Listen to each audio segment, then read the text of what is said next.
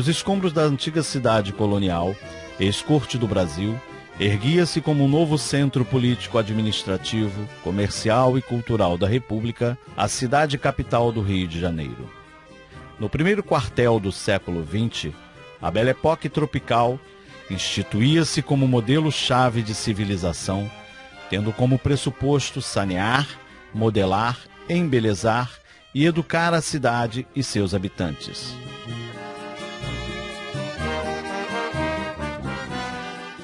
O aparecimento do automóvel e dos bondes elétricos ampliou e deu novo ritmo à cidade que se industrializava. Os princípios positivistas da ordem e do progresso marcavam o compasso das reformas urbanas empreendidas na capital da República desde a administração do prefeito Pereira Passos. Nesse contexto, a cidade recolhia a influência dos países europeus e da América do Norte, cultuando a última moda com uma euforia consumista. Época agitada entre políticas de saneamento, revoltas, derrubada de morros e de velhos prédios da antiga cidade colonial.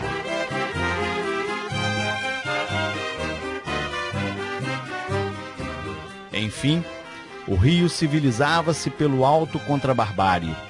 Civilizava-se pela superfície, deixando como base um rastro pavoroso de degradação social que se manifestava na precariedade dos serviços de saúde, de habitação, de educação, destinados à população pobre desta cidade.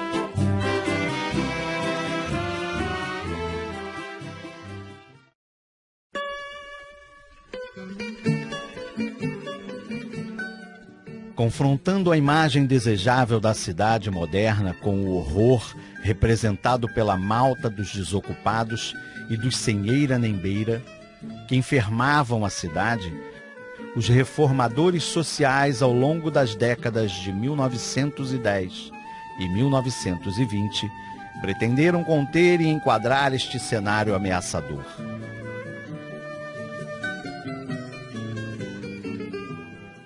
Com as reformas sociais empreendidas, verificou-se a imposição de um projeto de cidade e a multiplicidade de agentes modeladores do espaço urbano. A crise política da República recém-instituída repercutiu de maneira significativa na capital federal, produzindo uma onda de rebeldia que se espairou em diversos movimentos, que eclodiram no espaço urbano carioca, a exemplo da revolta da Armada, da revolta da Chibata, da revolta da Vacina, das revoltas anarquistas de 1918 e, para não esquecermos, o levante do Forte de Copacabana em 1922, de inspiração tenentista, que resultou na decretação do estado de sítio pelo governo Arthur Bernardes.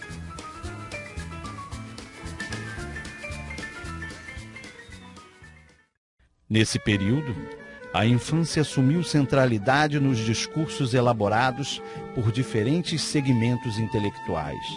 Velar pela criança, assegurando-lhe proteção e cuidado, através de programas assistenciais e regeneradores, constituía-se numa possibilidade de se manter o controle e a vigilância sobre as condições de abandono e da criminalidade a que os meninos e as meninas das classes perigosas estavam assujeitados.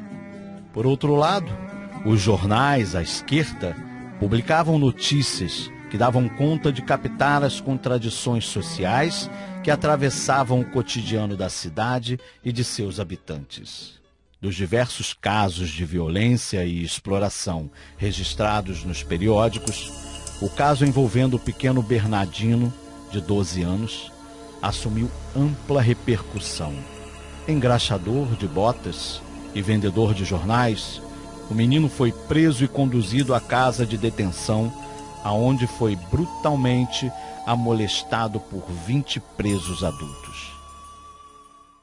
Com a atuação direcionada a salvar a infância, renovar a sociedade e reintegrar o pudor e os sentimentos, foram desenvolvidos um amplo movimento assistencial, com destaque para as medidas encampadas pelo Instituto de Proteção e Assistência à Infância, pela Liga Brasileira contra a Tuberculose e pelo Patronato de Menores, desde o início do século XX.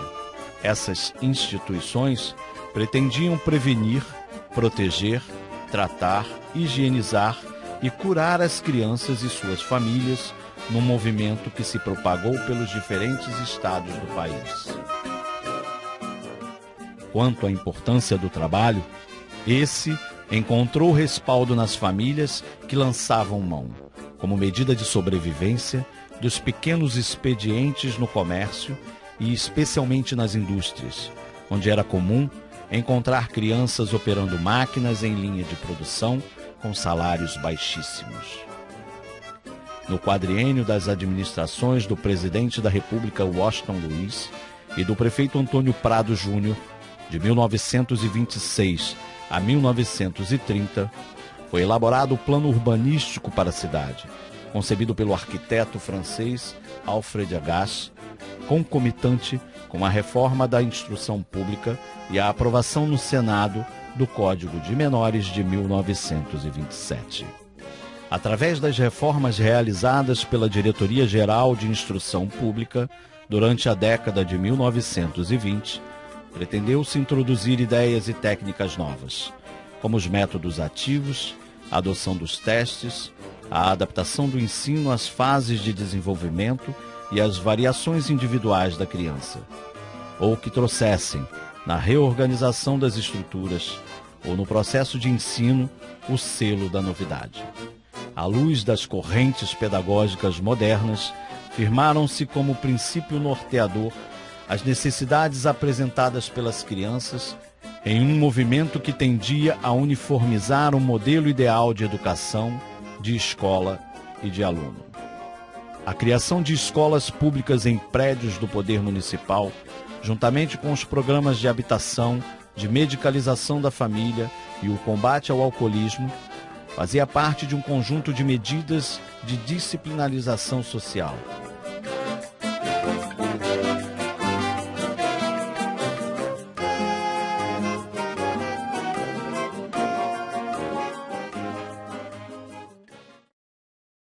Foi a partir dos anos de 1920 que se intensificaram os esforços direcionados em constituir a noção de criança. Respaldados nos conhecimentos científicos da época, organizados pelas instituições de saber nacionais e estrangeiras, os bacharéis do direito procuraram estender o raio de atuação e de reflexão do Poder Judiciário sobre a sociedade.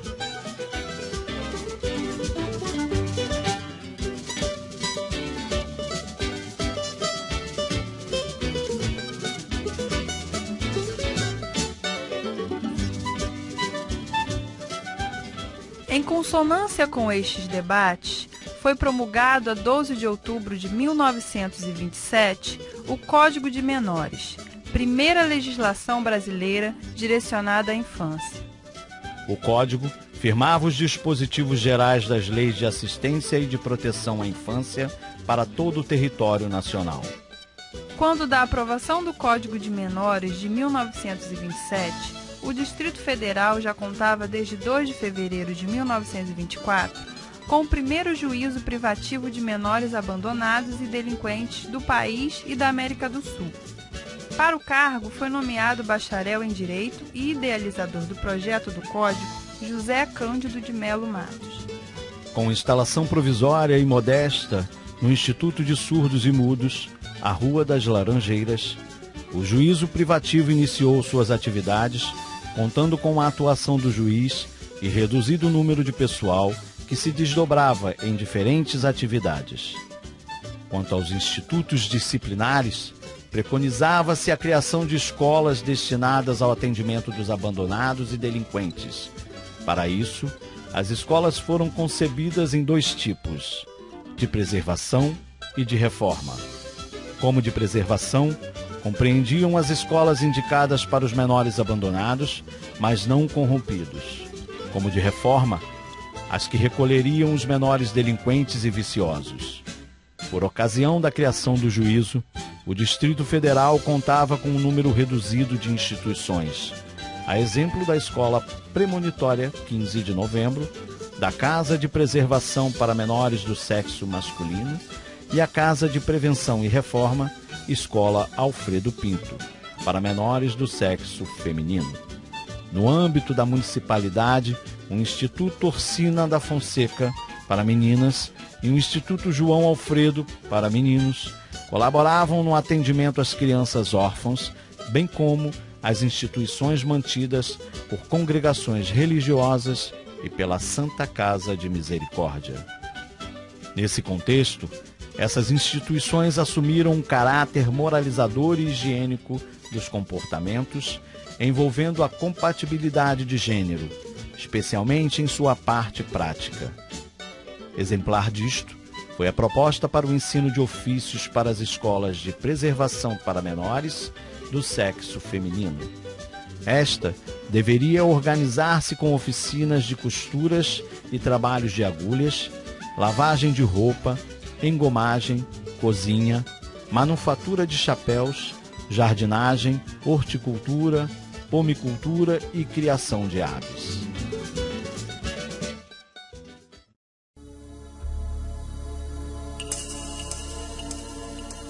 Se, por um lado, a criação das instituições e a aprovação da lei representaram a possibilidade de se assegurar a legitimidade das medidas tutelares organizadas pelo Estado, por outro lado, não significou sua efetivação na resolução dos problemas relacionados à produção do abandono e da criminalidade à infância pobre.